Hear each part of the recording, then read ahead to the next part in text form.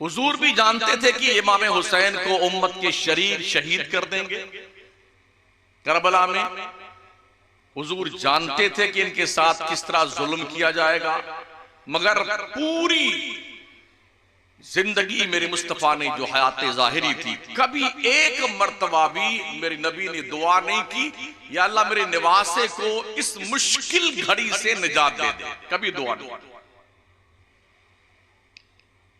सैयदा फातिमा ज़हरा ने कभी दुआ नहीं की कि मेरा बेटा करबला में शहीद होगा, लोग इस तरह जुल्म करेंगे, या अल्लाह ये जुल्म का दिन इससे टाल दे, कभी दुआ नहीं की। हजरत मौलाए कायनात ने कभी दुआ नहीं की। हाँ, ये दुआ जरूर मुस्तफा करीम ने की है, अल्लाहुम्मा आतिल हुसैन सब्रन व अजरा, ये अल्लाह मेरे हुसैन को करबला में सब्र देना और सब्र पे अजर अजीम अता फरमाना। थोड़ा जिगर चाहिए अपने बच्चों को शहीद होने का मामला देखते हुए, और फिर उसके लिए सिबाते कदमी की दुआ करना ये मामूली बात नहीं है, बड़े जिगर गुर्दे का काम है। मेरे आका ने फरमाया था मेरी उम्मत के शरीर मेरे इस बेटे को करबला में शहीद कर देंगे, इसे हुसैन कहते हैं। मेरे मुस्तफा ने फरमाया था मेरा हसन जो है मुसलमानों के दो बड़े गिरोहों में सुलह करवाएगा। ये दोनों बातें साबित हुई।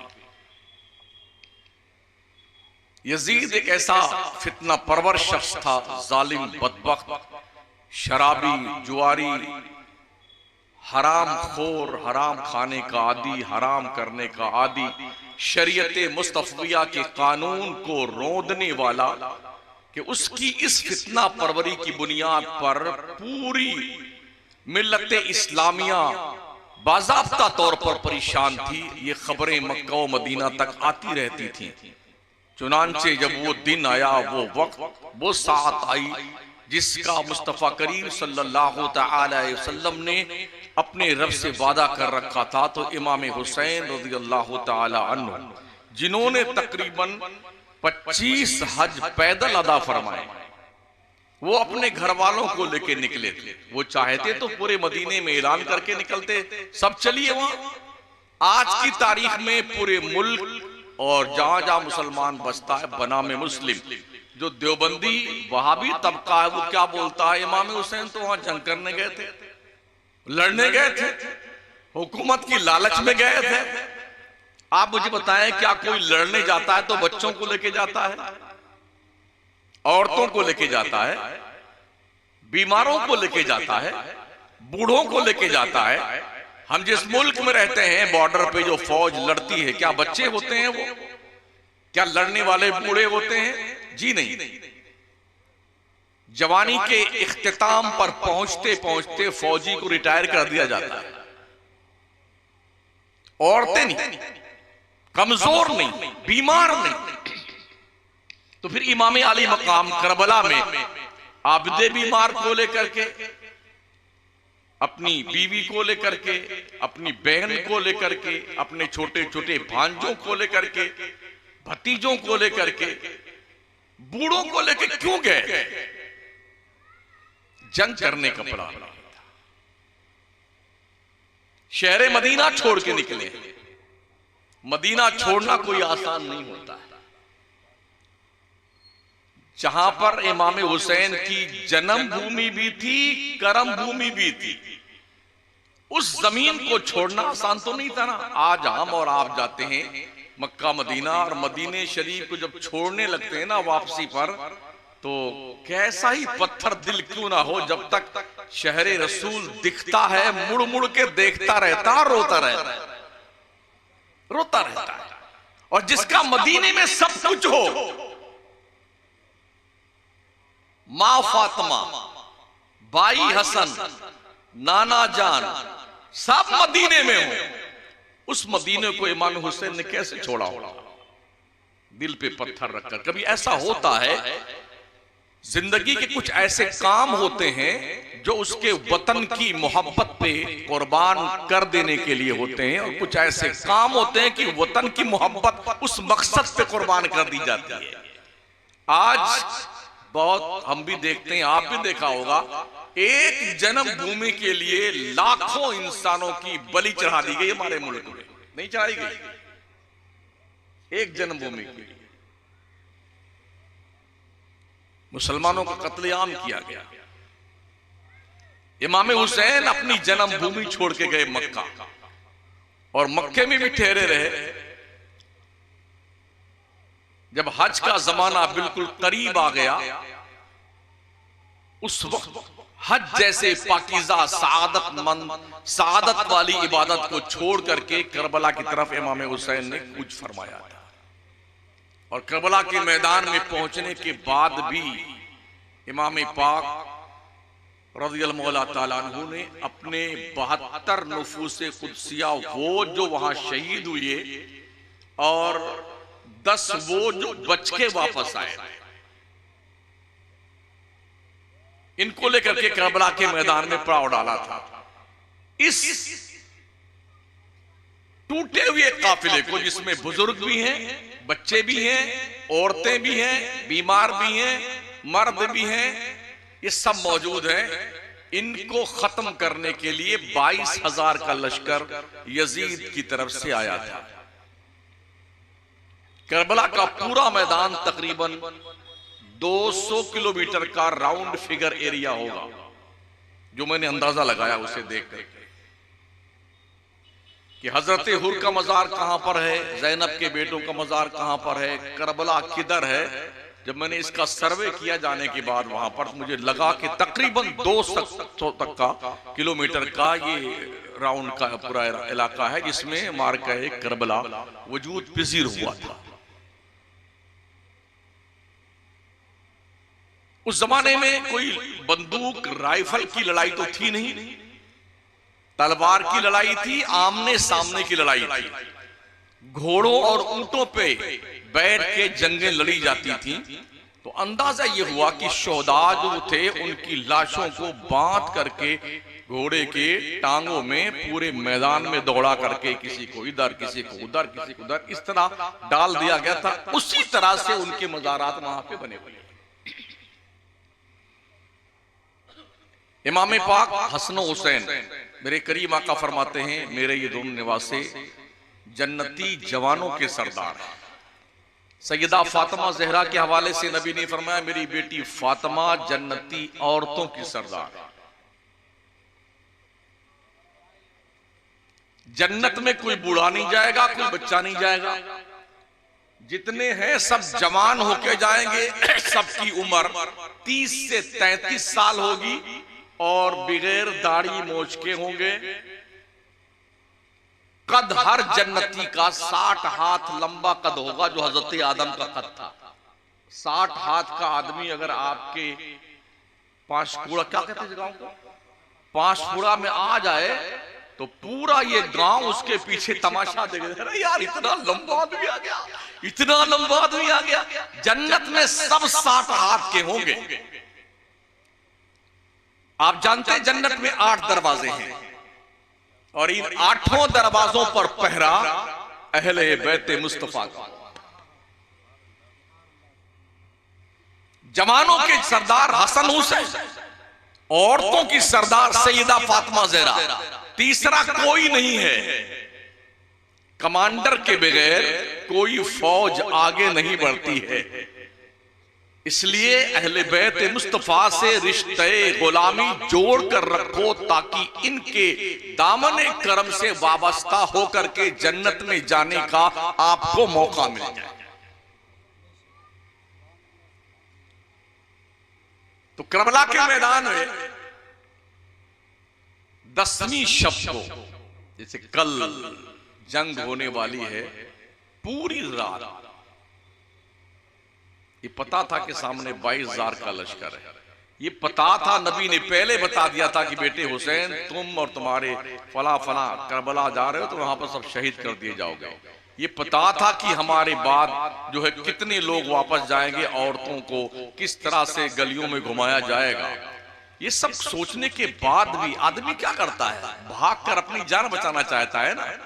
22,000 के सामने सिर्फ 82 नुफूस से कुर्सियां, लेकिन ये डटे रहे वहां पर। पूरी रात अल्लाह की बारगाह में इबादत किया। कल इंतकाल होना है, शहादत का जाम नोश करना है। आज की रात जो मक्तल की रात थी, उस रात भर नबी के निवासे के साथ आने वाले सब लोगों ने पूरी रात जाग के अल्लाह की बंदगी करी।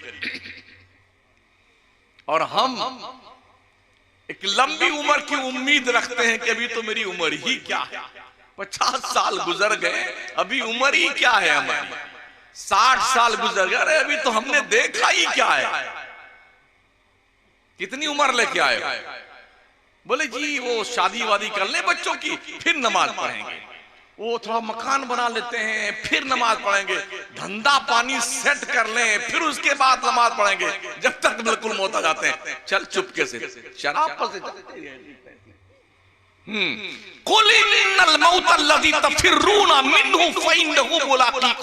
मुस्तफा तुम फरमाओ, जो लोग मौत से भागते हैं उनसे कह दो मौत तुमसे डेफिनेट मुलाकात करके रहेगी। और यूं जाता बेटा। अगर मौत से बचने के लिए कोई ऑप्शन होता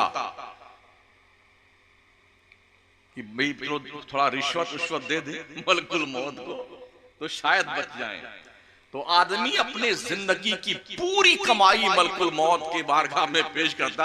हजरत सब ले जाओ, हमको छोड़ दो, यही करता ना आदमी। लेकिन वो ऑप्शन चलता नहीं। हमारे मुल्क की पुलिस तो 15-20 रुपए मान जाती है। हाँ, धड़ल्ले से जुर्म कीजिए, 50 रुपए का नोट दिखाइए, पुलिस इस तरह से मुंह फेर लेगी, तुमको जो करना कर लो। लेकिन क्या ये समझते हो कि मलकुल मौत को इस तरह से बरगलाया जा सकता? जी नहीं। अल्लाह फरमाता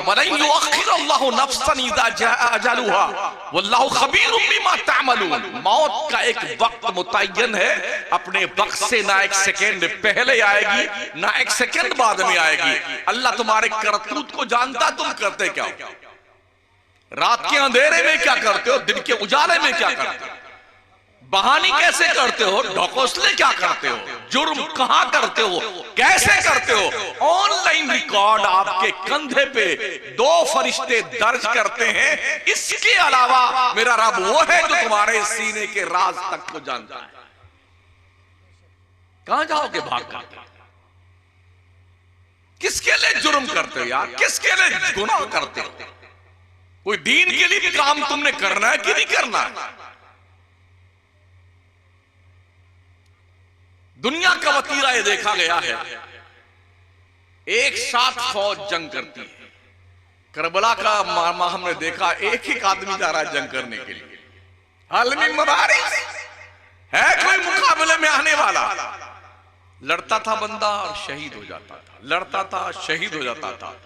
और इमाम पाक देख रहे थे। एक और वक्त आया था जब कुर्बानी पेश की गई थी। हजरत इब्राहीम पैगंबर को अल्लाह ने ख्वाब दिखाया कि इब्राहीम मेरे रास्ते में कुर्बानी पेश कर। ये इसलिए ख्वाब दिखाया गया था कि हजरत इब्राहीम को कोई 80-90 साल की उम्र में लड़का औलाद मिली थी, बुढ़ापे की उम्र में। हजरत इस्माइल तो बहुत मोहब्बत करते थे। तो फरिश्तों ने कहा या अल्लाह तू कहता है इब्राहिम मेरा खलील है। क्या खलील के माने भी दोस्त के आते हैं, रफीक के माने भी दोस्त के आते हैं, सदीक के माने भी दोस्त के आते हैं, हबीब के माने भी दोस्त के आते हैं। मगर ये सब दोस्त ऐसे हैं जो टेम्परेरी दोस्त होते हैं, मिल गए राह में तो देख लिया एक नजर, वरना फिर हसरते दीदार की ऐसी थी। खलील उस दोस्त को कहा जाता है जो बड़ा गहरा दोस्त होता है। वत्तखज़ल्लाहु इब्राहीम खलीला, अल्लाह ने इब्राहिम को अपना गहरा दोस्त बनाया है। जब इब्राहिम को अपने बच्चे से प्यार करते देखा तो ये स्वाभाविक था कि फरिश्तों ने अल्लाह से पूछा, अल्लाह तू कहता इब्राहिम मेरा खलील है, उसके दिल में तो उसके बच्चे की मोहब्बत बैठ गई है। अल्लाह ने कहा मैं तुम्हें दिखाता हूं। तो ख्वाब दिखाया गया। पहली रात ख्वाब देखा, दूसरे दिन उठे ऊंटों को ज़िबा किया, फिर ख्वाब देखा, फिर दूसरे दिन उठे, ऊंटों को ज़िबा किया, फिर ख्वाब देखा, अल्लाह दिखा रहा अपनी अजीज तरीन चीज को मेरी राह में कुर्बान करो। ये क्लियर कर दिया गया कि अल्लाह ने बेटे की कुर्बानी तलब की है। हमसे आपसे ये शुक्र मनाओ कि इस्माइल की जगह पे जन्नत से दुम्बा आ गया था। हाँ हाँ, अगर उनको ही ज़िबा कर देते हजरत इब्राहिम, तो जितने लोग हो ना मुसलमान लोग, सबको अपने अपने बच्चों को कत्ल करना पड़ता, अल्लाह के नाम पे ज़िबा करना पड़ता। कुर्बानी का वक्त आया, सज धज करके बच्चे को मां ने संवारा और बाप अपने बेटे को लेके मिना की वादी में गया। हजरत हाजरा ने पूछा कहां जा रहे हो? एक बहुत बड़े बादशाह के दरबार में दावत आई, उधर जा रहा हूं। गए, जब वहां मैदान में पहुंचे तो रास्ते में 3 मरतबा शैतान ने बदमाशी करी थी, हजरत इब्राहिम को, हजरत इस्माइल को। अरे तुमने ख्वाब पर यकीन कर लिया? ख्वाब ख्वाब होता है, अपने बेटे को ज़िबा करने जा रहे हो? क्या तेरे दिल में मोहब्बत नहीं है? इब्राहिम पैगंबर ने मिना में कंकरी मारा शैतान को। 3 जगह कंकरी मारा था। आज हाजी वहीं 3 जगह कंकरी मारता है। वहां कोई शैतान नहीं है आज, बस सिर्फ एक खंबा बना दिया गया है, तो हाजी उसी खंबे को पत्थर मारता है। यूं देख लेना आप तो ऐसा लगता है शायद सब हाजी पगला गया है। कोई जूता निकाल के मारता है, कोई खूब गाली वाली उस खंबुआ को।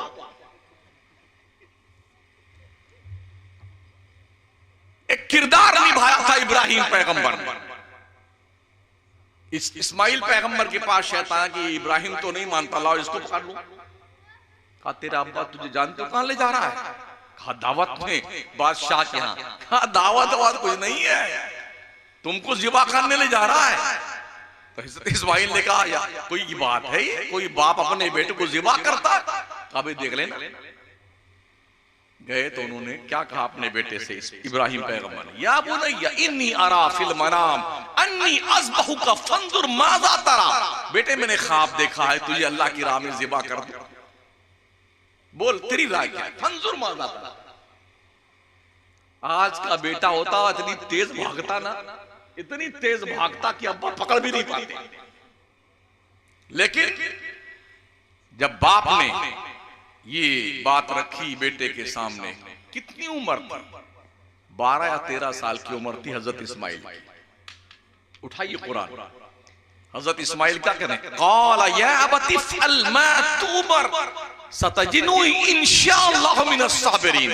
मेरे अब्बा अगर तेरे रब ने तुझे हुक्म दिया है ज़िबा कर दे अल्लाह के नाम पे, मुझे सब्र करने वाला पाओगे। जी ये फैजान नजर था, यह कि मकतब की करामत थी, दिखाए सिखाए किसने इस्माइल को आदाबे फर्जंदी। कहा ठीक है, तैयार हुए? बेटे ने कहा अब्बा हुजूर एक काम कीजिए, जब मुझे आप लिटाएं जमीन पर ज़िबा करने के लिए तो मेरे हाथ पैर बांध दें, ताकि मेरा तड़पना आप ना देख सके। मुझे पेशानी के बल लिटाएं, कहीं ऐसा ना हो मेरा चेहरा देख करके आप जब मुझे ज़िबा करना चाहें तो आपके हाथ में राशा तारी हो जाए और अल्लाह का हुक्म पूरा ना हो। तीसरा ये कि अब्बा हुजूर अपनी आंखों पे आप पट्टी मार दीजिए ताकि मेरा चेहरा ना देख सके। मेरे ज़िबा करने के बाद मेरा खून आलूद कपड़ा मेरी मां तक पहुंचा देना। इस मंजर को देखिए, आंख पे पट्टी बंधी हुई है, पेशानी के बल लिटाया गया है, हाथ पैर बांधे गए हैं। अब आइए करबला के मैदान, यहां पर ना आंख पे पट्टी बांधी गई है, ना ही हाथ पैर बांधे गए हैं, ना जमीन के बल लिटाया गया है। इमाम पाक बैठे हैं और एक एक बंदा जा रहा है, लड़ता है मैदान जंग में, घोड़े से गिरता है, जख्मों से चूरों के शहीद होता है और वो पुकारता है अदरिकनी या इब्न रसूलुल्लाह सल्लल्लाहु अलैहि वसल्लम। इमाम पाक जाते हैं, लाश को उठा के लाके एक साइड में रखते हैं। इस तरह से सुबह से लेके शाम तक आंखों से देखते हुए घर के गोद के पालों को शहीद होता देखा, गोद में उठाकर लाके इकट्ठा रखा, ये सारा मंजर देखा। आज का कोई इंसान होता उसका दिमाग फट जाता, मगर क्या सब्र सुकून का मुजाहरा इमाम आली मकाम ने किया था। इसलिए कि जब बचपन में इमाम पाक हमारे हुजूर के पेट शरीफ पर नबी लेटे हुए थे, छोटे थे नन्हे से, इमाम हुसैन आके पेट पे बैठ गए। हुजूर ने दोनों उंगली पकड़ी इमाम पाक की और फरमाते रहे, ए नन्हे कदमों वाले और ऊपर चढ़ के आ जा। और इमाम पाक जब सीने पाक पे आ गए ना, वो सीना जिस सीने में कुरान के 30 पारे मौजूद थे, वो सीना जिसे कौसर और सलसबील और जमजम से धुला गया था, शबे मेराज में भी, दाई हलीमा के कबीले में भी, वो मुस्तफा करीम सल्लल्लाहु अलैहि वसल्लम फरमाते, बेटे जरा अपनी जुबान बाहर निकाल। इमाम पाक ने जुबान निकाली थी। बचपन में नबी ने उस जुबान को चूसना शुरू किया था। ये जबान नहीं चूसी जा रही थी, इस जबान के जरिए से सब्रो शुक्र का पैकर बनाया जा रहा था। उनके सीने में नबूवत का फैजान उड़ेला जा रहा था, ताकि करबला के तख्ते में रेगिस्तान में जब ये कंडीशन सामने आए, बच्चों को शहीद होता देखें, भाइयों को शहीद होता देखें, भतीजों को शहीद होता देखें, आवानो अंसार को शहीद होता देखें, तो हुसैन के पैरों में इतना इस्तिकामत पैदा हो जाए। ये सब मरहला देखने के बाद खुद अपनी भी कुर्बानी मेरे दीन के तहफ्फुज़ व बका के लिए दे करके खुदा की जन्नत में जाकर के अबदी और सरमदी नेमतों का हकदार बन जाए। ये मुस्तफा ने तरबियत फरमाई। यकीन मानिए, अगर करबला ना हुआ होता तो आज हमारी शक्लें मुसलमान की पहचानी नहीं जाती। एक जंग बदर के मैदान में हुई थी, 313 थे, 313 के मुकाबिल में 1000 थे। एक मुसलमान पर तकरीबन 30-30 आदमी थे मुकाबले में। जोड़ लीजिए 313 और एक तरफ 1000 के एक के मुकाबले में कितने आते हैं? थोड़ा मेरा मैथ कमजोर है। और करबला में 72 नफूसे कुदसिया जो 10 बच के आए उनको छोड़ दीजिए, सामने 22,000 का लश्कर, एक एक मुसलमान पर, एक एक अहले बैत मुस्तफा पर कितने लोग थे, इससे आप जोड़ लें। तारीख के नक्शे पर ऐसी जंग हमें देखने को, पढ़ने को नहीं मिलती है। ये हुसैन तेरा ही काम था कि सब अपने लाल फिदा किए, तुझे उन सितारों ने डूबकर शबे गम का चांद बना दिया। जवान बेटे कुर्बान किए, भतीजे कुर्बान किए, भांजे कुर्बान किए, और दोस्तों, आवानो, अहबाब, अंसार सबको कुर्बान किया। और फिर अपना भी वक्त आया, अपने आप को भी पेश कर दिया। लेकिन क्या कहा था इमाम पाक ने? मैं यजीद के हाथ में हाथ नहीं दूंगा।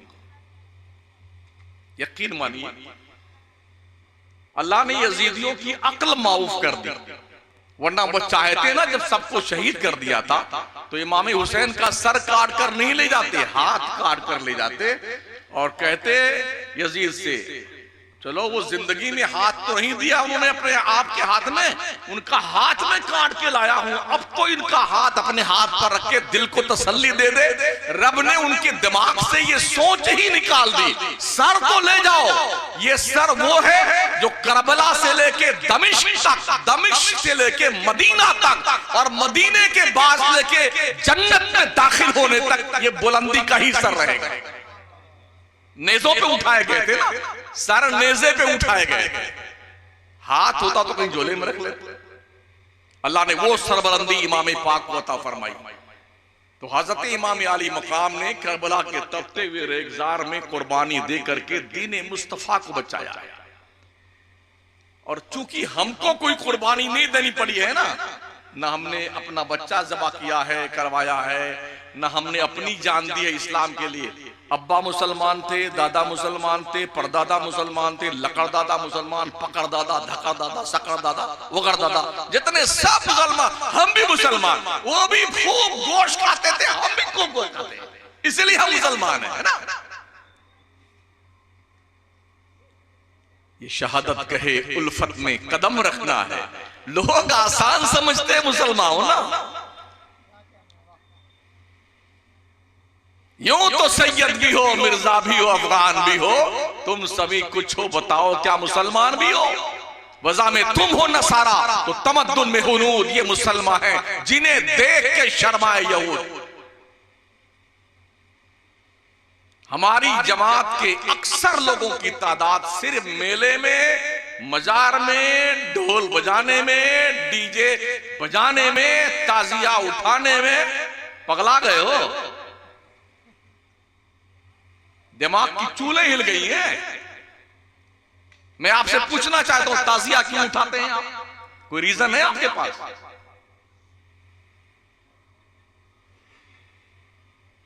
क्यों ताजिया? आप डिक्शनरी उठाइए ना। ताजिया का मतलब होता है किसी के मर जाने के बाद उसके घर जाकर के उसे जो है दिलासा देना, ताजियत करना, भाई साहब सब्र कीजिए, इन्नल्लाह मअस साबिरीन, सबको मरना है, सबका इंतकाल होना है, सबके साथ ऐसा ही होता है। इसको कहते हैं ताजियत। ताजियत से ताजिया बना है। आप ताजिया बना के घुमाते हो गली कूचे में। मैंने सुना पहले बड़ा ताजिया बनता था आपके गांव में, अब छोटा हो गया थोड़ा। हुआ है ना? क्यों करते हो?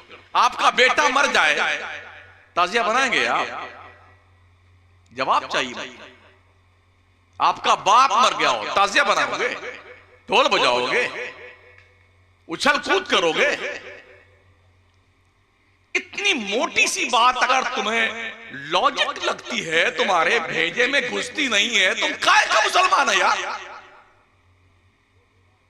वहां तो शहीद हुए हैं, घर में सफे मातम बिछी है, तुम ढोल बजा रहे हो? शर्म नहीं आती तुमने? डीजे लेके निकलते हो। तो ऐसा करो, तुम्हारे अब्बा का जब देहांत हो जाए, ट्रांसफर हो जाए, तो खूब डीजे मंगा लेना। पहले डीजे मंगाना, कुछ ढोलक बजाने वालों मंगा लेना, कुछ डांसर बुला लेना, और अब्बा हुजूर की डेड बॉडी को आगे आगे लेके चलना और पीछे से कूच नाचते कूदते, अब्बा हुजूर मर गए, अब्बा हुजूर, तेरी ऐसी की तैसी। काय को शहीद जिंदा होता, जिंदा और जिंदों की कोई ताजिया नहीं होती है। वला तक़ूलू लिमन युक़तलु फ़ी सबीलिल्लाहि अमवात बल अहयाउन वलाकिन ला तशऊरून।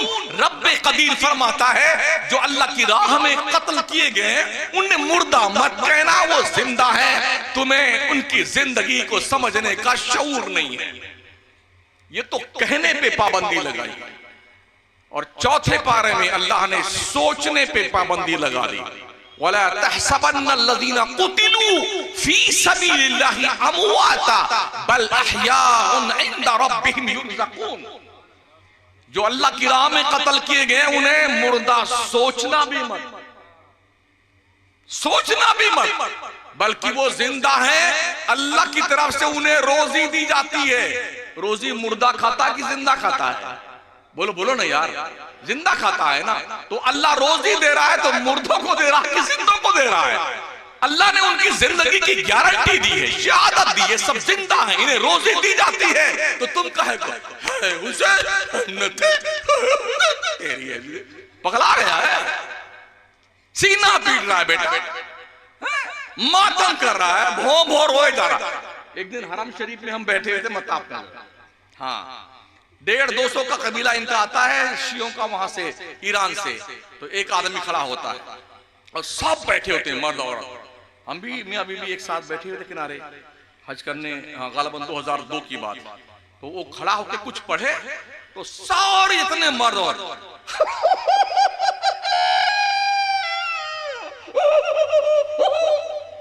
आधा घंटा तक यही करते रहे सब।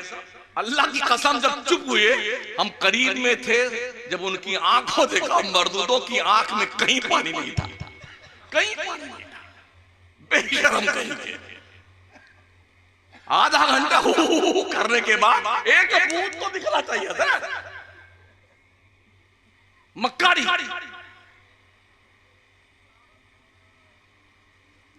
और जिंदों के लिए क्या मरना? शहीद जब शहीद होते थे ना, तो जानते हो शहीद होते होते क्या कहते थे? फुज़्तु बिरब्बिल काबा, काबा के रब की कसम में कामयाब हो गया। क्या जिंदगी है यार, कि मौत को भी उस वक्त जो है पसीना आता था जब शहीद इंतकाल करता। ये कैफियत थी उसकी।